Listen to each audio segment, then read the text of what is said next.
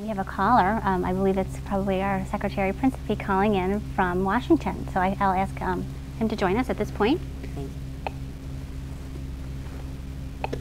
Secretary Principi? Yes. Hi, this is Tammy Lee Demler. Thank you for joining us tonight. My pleasure. I was looking over the course of all of the details of your career, and I didn't know where to start with regards to highlighting. It's such a distinguished career, so I'm going to let you tell us a little bit about the background you want us to focus on tonight, because I understand that your main purpose in calling is because of your role with regards to this Memorial Foundation. Yes. How about if you tell us a little bit more about that? Well, I'm very, very proud to be part of the Disabled American Veterans Life Memorial. It's a wonderful tribute to the men and women who served our nation in uniform and were disabled by virtue of their service. You know, during my tenure as secretary, I had the opportunity to visit with the men and women up at Walter Reed and Bethesda, and you learn firsthand the tremendous sacrifices that men and women in uniform give to our nation, give to people around the world, so that they can enjoy the freedoms that we take for granted. And that's been the history of our nation from our earliest days. And I think this memorial really is a tribute to them. It's fitting that we have memorials to men and women who served in uniform, different periods during our nation's history. You know, World War I, World War II, the Korean conflict, Vietnam, the war I served in, but this is very special because it pays tribute to those who, you know, sacrificed so very, very much. And I'm very, very proud that I was asked to be part of the Board of Advisors to help make this memorial a reality. Secretary, what would you want our audience to know as far as this Memorial Foundation, this monument?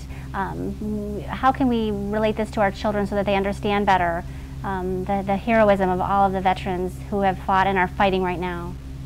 I think the memorial truly is a way for future generations of Americans to understand that freedom is not free, and that men and women are willing to stand up and sacrifice, and make the ultimate sacrifice in many cases, as they have done throughout our history. So I see that not only as a tribute, a way to commemorate the service of our disabled American veterans, but also for future generations to understand the meaning of sacrifice, the meaning of freedom, and what it takes to be free. And I think it's a very, very important aspect of this memorial and why it should be constructed as soon as possible. And we're talking a little bit about the process of a memorial to be able to come to pass, and that it has to be an act of legislation by Congress, an act of Congress, and then the President signs it in. Now, I understand that was President Clinton that signed this in. Is that correct? That is correct. And of course, this memorial is going to be constructed with all of the private donations, and the foundation is well on its way. But we need help. We need the donations from Americans to help make this a reality. So the process is ongoing. We're making great progress, but we still need to raise the necessary funding to make this memorial a reality for all Americans, especially those who are disabled in the service of our country. Don is here, and he has a question for you, too. Secretary Principi, do we have a time schedule of any kind as to when they would like to get started on memorial, or is this all dependent upon the funding? Yes, it really will depend upon the funding. We're working very, very closely with the Congress and the Park Service and the architect of the Capitol to, you know, ensure that the site for the memorial is approved. I think that's well underway, but we need to raise the necessary funds to begin construction. Secretary, you would feel, though, for the average person listening to this show, that even a small donation on any level would be helpful.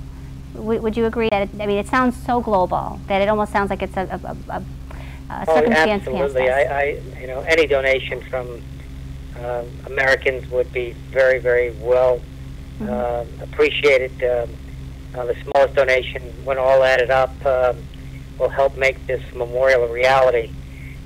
So whether it be $1 or $5 or $10 or more, we urge every American to give as much as they possibly can to commemorate the service of truly extraordinary men and women, as we see today in Iraq and Afghanistan, incredible courage under the most difficult of circumstances. I know I had a son who just returned from Iraq for the second time, and had two sons in Iraq during the height of the war when we invaded Iraq. So to me, it has very special meaning. But that's been the nature of young Americans throughout our history. When you think about D-Day and you think about the Mekong Delta, you think about Incheon, the Argonne. It's the nature of Americans, and so this is really a special memorial. And I'm just hopeful that over the next year we'll raise the necessary funds and break ground on this wonderful memorial. Well, certainly promoting awareness on this level helps. You know, certainly it does. Don has another comment for you. As you said, it seems like it's more important now. I have noticed as a veteran service officer that the veterans coming back today, although there might not be as many coming back with service-connected disabilities, they seem to be more extreme. We're getting the amputations, the lost organs, not as many gunshot wounds or shrapnel. So it's more intense. If we look to these young men to be our future, we should at least do something to recognize them. It's very true. You know, battlefield medicine and body armor have saved the lives of many Americans in Iraq and Afghanistan, but unfortunately, the nature of this warfare, insurgency warfare, IEDs, and has left many of them severely wounded. You know, lost limbs, traumatic brain injury, and of course the mental illness, the post-traumatic stress disorder because of the nature of insurgency warfare. So yes, indeed, when you walk the halls of Walter Reed and Bethesda, you see firsthand the extraordinary sacrifices. So it's heart-wrenching, yet it's so inspirational to listen to these young men and women talk about how proud they are to have served their country, to have kept the Iraqi people free, and so many have told me that they want to go back with their units in Iraq, even though they might have lost a leg or even two legs. It's something I've never witnessed before. I thought I fought with the best in Vietnam, and I really do think they were the best, and I think that's true throughout our history, but clearly this is one of the finest military forces we have ever assembled. They're smart, they're courageous, and they're very compassionate. And Americans have every reason to be very, very proud of their service to the United States and to the world. And for those who are wounded, to be able to come home, come to Washington with their families and loved ones, and see this memorial that's built for them, I think would be a wonderful, wonderful tribute to their service. Sort of lending to a process of healing for the veteran, and also reminding the rest of us about the sacrifices and the extreme dedication.